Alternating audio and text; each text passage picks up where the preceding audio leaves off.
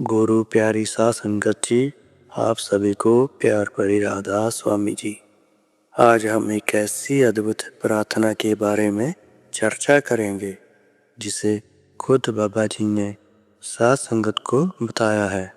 यह प्रार्थना इतनी शक्तिशाली है कि इसे करने से आपके जीवन के सभी दुख दर्द दूर होते जाएंगे और मालिक की अनंत कृपा आप पर बरसने लगेगी।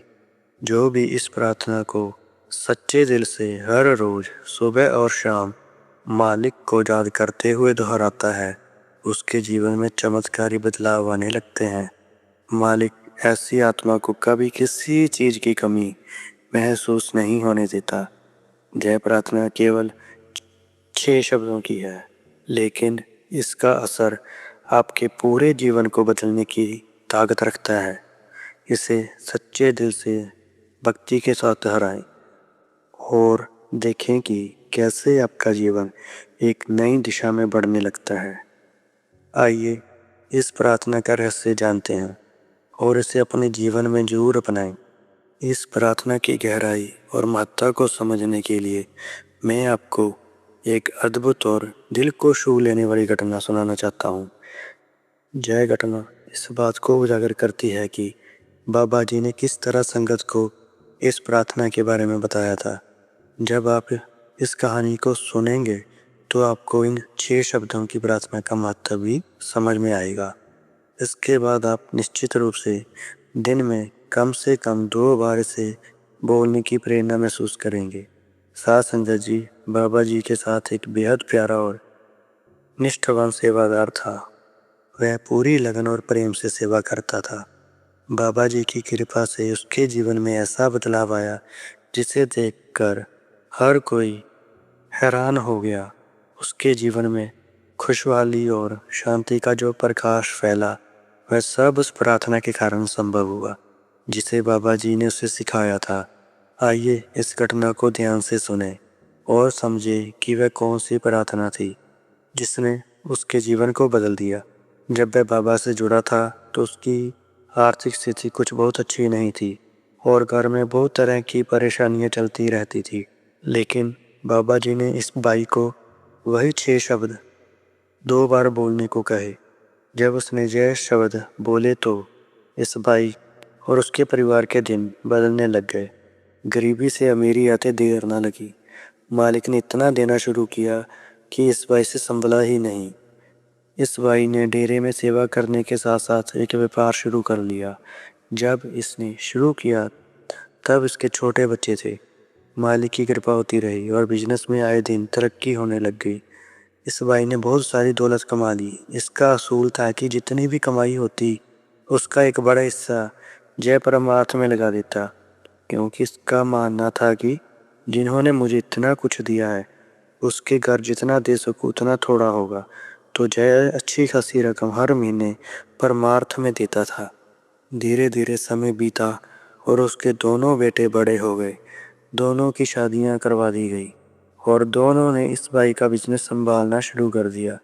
जब दोनों बेटों ने बिजनेस की भागदौड़ अपने कंधों पर ले ली तो इस बाई ने बिजनेस से रिटायरमेंट ले ली और ज़्यादातर समय डेरे और सत्संग घर में सेवा करने लगा। समय आगे बढ़ा और अब क्योंकि शुरू से ही इस बाई का भजन सिमरन और सेवा बहुत ज़्यादा रही थी तो उसको एहसास हो गया कि अब जाने का समय नज़दीक आ गया है।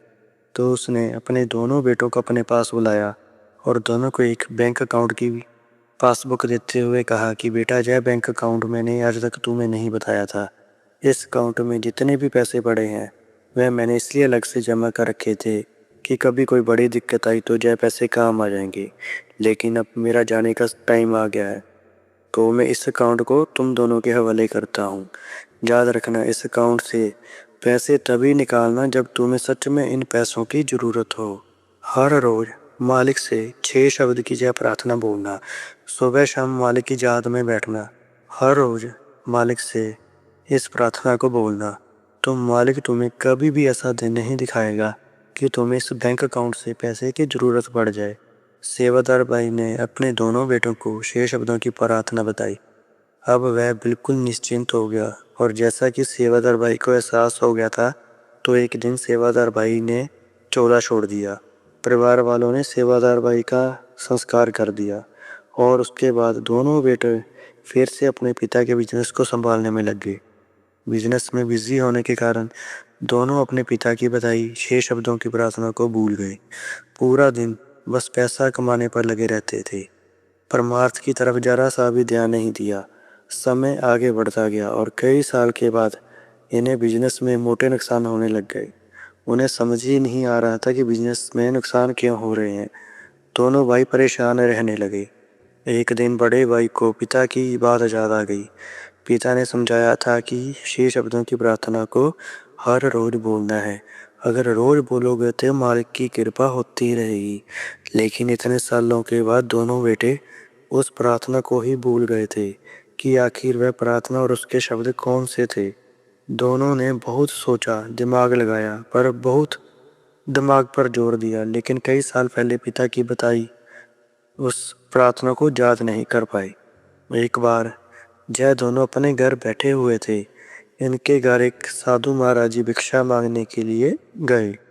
साधु ने जैसे ही उनके चेहरे को देखा तो साधु जी समझ गए कि ये परेशान है।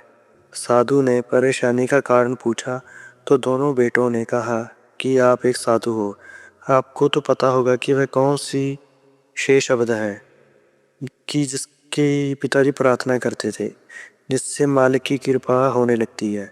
साधु कहने लगे कि मैं तो एक ही प्रार्थना को जानता हूँ, भगवान सबका भला करें। दोनों बेटे कहने लगे कि जी नहीं, हमारे पिताजी ने तो कुछ और प्रार्थना बताई थी जो 6 शब्दों की थी। साधु महाराज जी कहने लगे कि आप मंदिर में किसी अच्छे पंडित जी से मिलो, ऐसी किसी प्रार्थना के बारे में पंडित जरूर जानता होगा। तो साधु की सलाह पर दोनों एक मंदिर में पहुंचे और यही सवाल पंडित से पूछने लगे। पंडित जी ने कहा कि जी मुझे तो आरती के बारे में पता है और मैं तो हर रोज यही आरती प्रार्थना के रूप में करता हूँ। दोनों भाई वहां से भी मायूस होकर वापस लौट आए।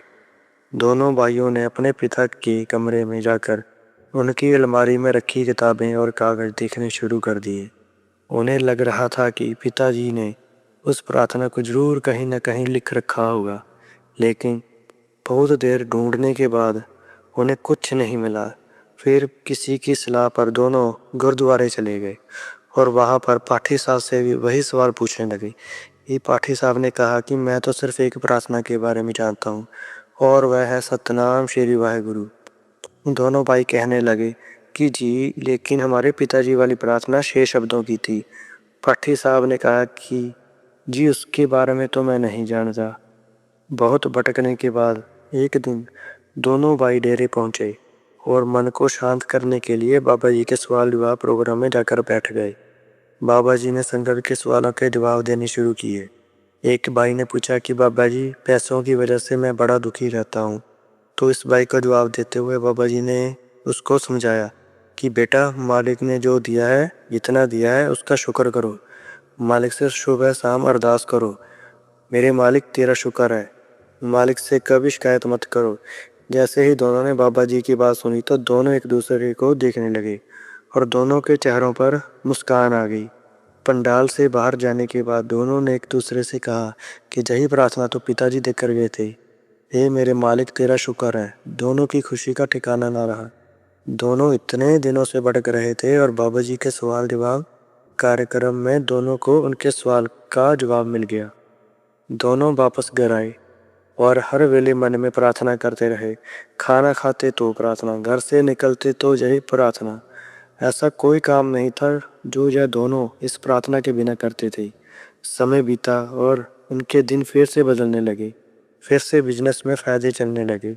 साथ संगत जी बाबा जी न जाने हजारों बार संगत को कह चुके हैं कि मालिक सुख दे तो शुक्र करो, दुख दे तो सब्र करो, मालिक पर विश्वास करो।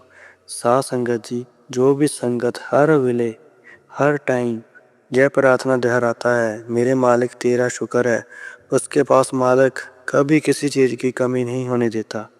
जो इंसान हर वेले मालिक से शिकायत करता रहता है, उसके पास से मालिक सब कुछ वापस ले लेता है। एक बार बाबा जी ने संगत को कहा था कि कोई कहने लगा कि मेरे पास जूते नहीं है।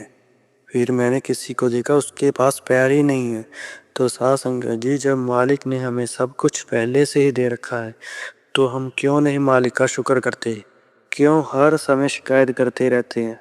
हमेशा अपने से ऊपर वालों को देखकर मालिक से शिकायत करते हैं।